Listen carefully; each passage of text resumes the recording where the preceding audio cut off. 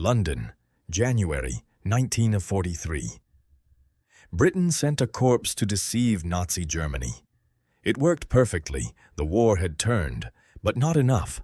The men in that room knew what needed to happen next. They also knew what stood in the way. Sicily, heavily defended, fully expected. The German divisions were already there, waiting. An invasion against that kind of preparation wouldn't be a battle. It would be a massacre. Someone had to find another way. 2 men, a small office. A problem no military operation could solve alone.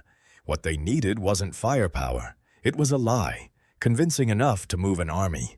The idea was written in a single sentence. Use a dead man.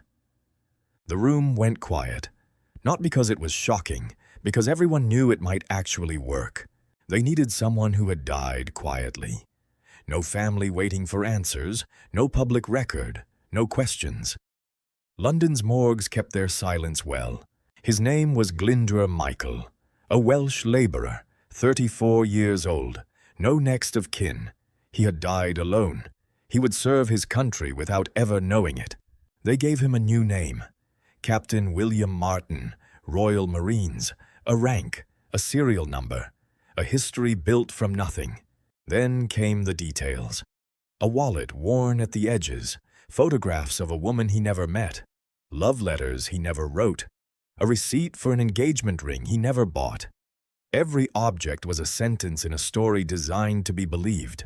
White gloves, a checklist, complete silence. Nothing could be wrong, not a single crease out of place, not one date that didn't match. The Germans would look for exactly this. Past midnight, a sealed container loaded into a military truck. London disappeared behind it. Captain William Martin was on his way to war. The dock was quiet. The submarine was waiting. HMS Seraph, a vessel that would carry the most unusual passenger of the entire war. The container went below. The hatch closed. The submarine slipped beneath the surface. No ceremony, no salute, just the sea, the silence, and a dead man going to work. 11 days, 4,000 kilometers. The coast of Britain disappeared. The coast of Spain drew closer. The crew didn't ask questions. That was part of the orders. The captain studied his charts, set his course, kept the secret. Huelva, southern Spain, neutral territory, which meant German intelligence had eyes there. That was the point. One final inspection. The uniform pressed, the briefcase secured to his wrist. The documents sealed inside. Orders for an Allied invasion of Greece and Sardinia that would never happen. April 30th, 1943. Before the sun rose, the sea was calm. The horizon was turning orange. There was no ceremony for what came next. They released him gently into the water. The current would do the rest. The submarine turned and vanished into the morning. A Spanish fisherman saw something floating. He didn't know what he had found. He couldn't have known that what he was pulling toward his boat was about to change the course of the war. The civil guard came. The briefcase was noted. The body was covered. And somewhere in a German intelligence office, a report was already being prepared. The briefcase sat on a table in Huelva. Inside it, letters from a British general describing the real invasion target as somewhere other than Sicily. The Spanish officials didn't know what they were holding. The Germans did. The documents were photographed before being returned.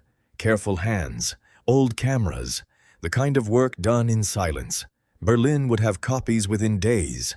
German intelligence read every word. They cross-referenced, they analyzed, they debated, and then they believed it. The report reached the highest level. The markers on the map moved, not toward Sicily, toward Greece, toward Sardinia, exactly where the British needed them to go. Entire divisions were redeployed. Thousands of soldiers moved away from the beaches of the island the Allies were actually targeting. A dead man had just outmaneuvered the German High Command. July 9th, 1943. The largest amphibious invasion in the history of the Mediterranean moved toward Sicily. 160,000 soldiers, 3,000 ships, and almost nothing waiting for them. The beaches were quiet, not undefended, but nothing like what should have been there. The operation that was supposed to cost everything had been made possible by a man who gave everything before it even began. Back in London, the confirmation came through. No celebration, just hands shaken quietly over maps that told the whole story. It had worked. His real name was eventually declassified. Glyndwr Michael, Welsh.ordinary unknown. He never wore the uniform they dressed him in. He never read the letters they put in his pocket. He simply was. And that was enough. He is buried in Huelva, Spain. His gravestone reads, William Martin, Captain, Royal Martinez. The lie that saved thousands of lives became his permanent identity. The truth was buried with him and only found decades later. Operation Mincemeat, one of the most successful deceptions in military history, carried out by a man who never knew his part in it.